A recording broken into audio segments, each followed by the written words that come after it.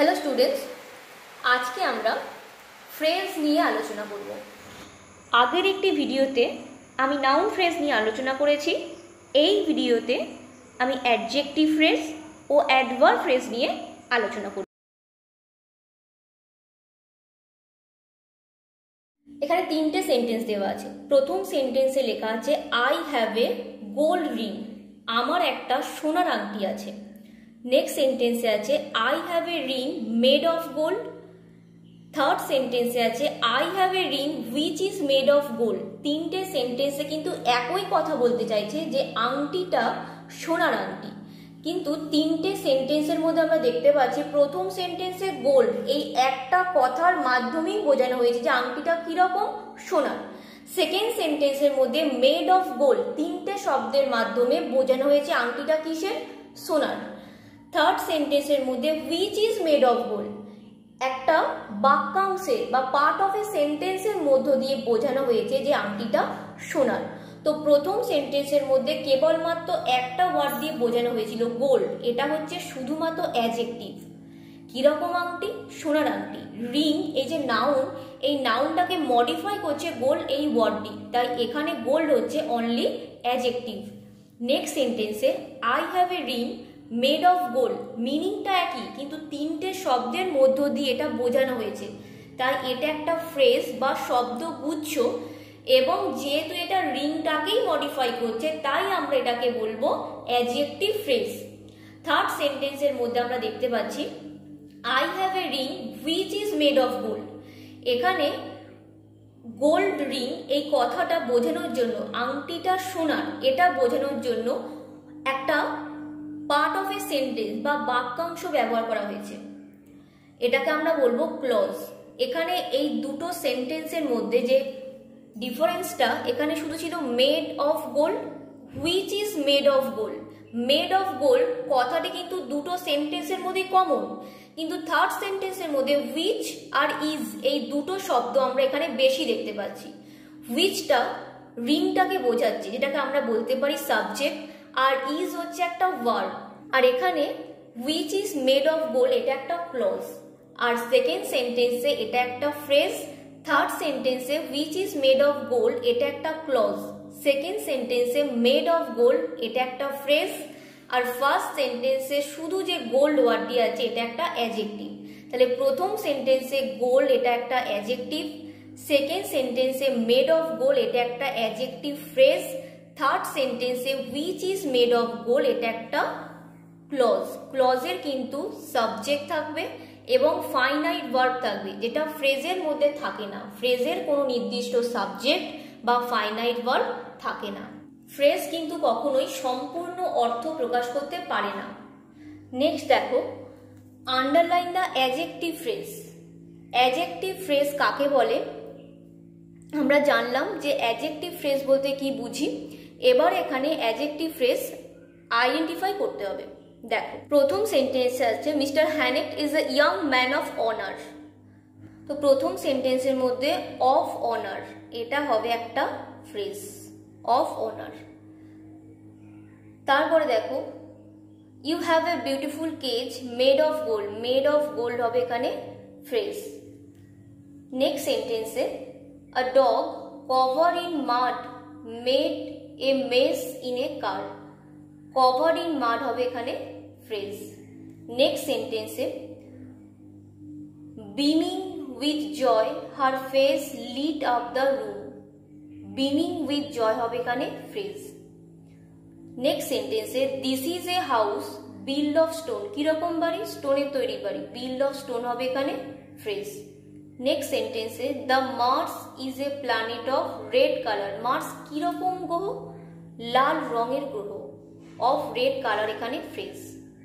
Next সেন্টেন্সে this is the crown made of gold, made of gold এখানে phrase.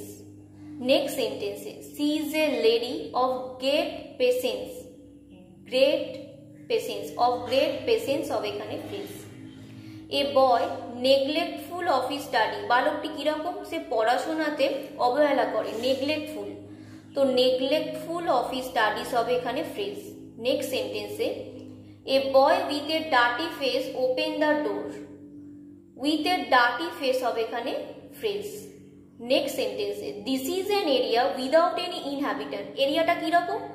Without any ইনহ্যাবিট্যান্ট, কোনো বসবাস সেখানে ছিল না, তো উইদাউট এনি ইনহ্যাবিট্যান্ট এটা হবে এখানে phrase. 53 he is a man of great strength, কীরকম মানুষ? অফ গ্রেট স্ট্রেংথ, এটা হবে ফ্রেজ। নেক্সট সেন্টেন্সে on all sides we could see tall Himalayan peak covered with snow, এখানে হিমালয়ান পিকটা কিরকম ছিল? কভার্ড উইথ স্নো, এটা হবে এখানে phrase.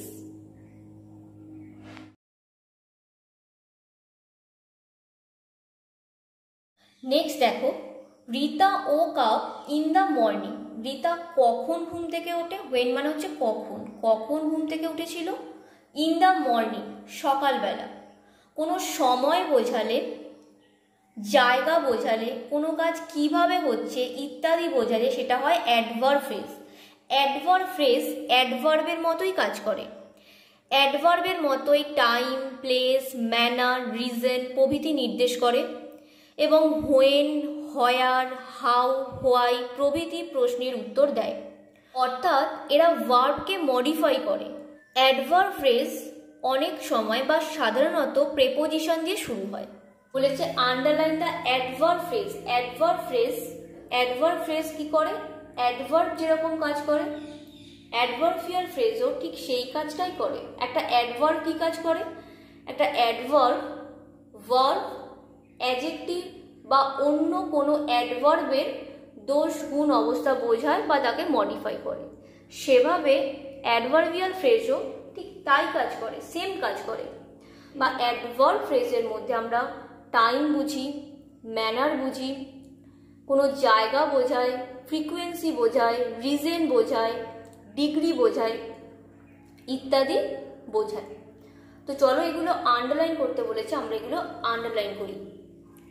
He came to meet now and then, now and then হবে এখানে ফ্রেজ।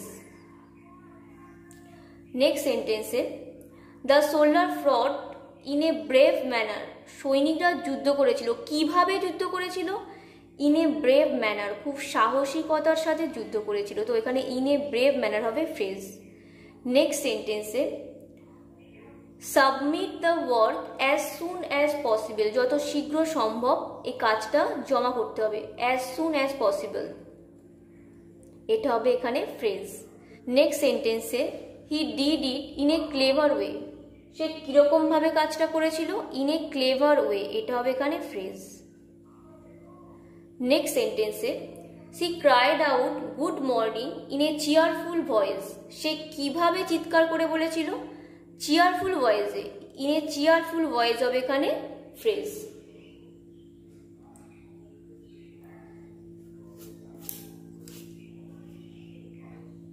নেক্সট সেন্টেন্সে দেখো the bird stood in the corner of the cage, পাখিটি কোথায় দাঁড়িয়েছিল? In the corner of the cage, এখানে জায়গা বোঝাচ্ছে। Next sentence Somnath painted the scenery in a beautiful manner, কিভাবে পেন্টেড করেছিল, কিভাবে এঁকেছিল? ইন এ বিউটিফুল ম্যানার হবে এখানে ফ্রেজ।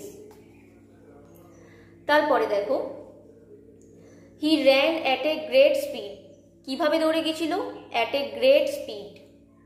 নেক্সট সেন্টেন্সে it is raining at this moment, কখন বৃষ্টি হচ্ছে? এখন, সময় বোঝাচ্ছে, at this moment adverb phrase. The sun rises in the east, সূর্য কোন দিকে ওঠে? পূর্ব দিকে, ইন দ্য ইস্ট, এটা হচ্ছে এখানে ফ্রেজ। নেক্সট সেন্টেন্সে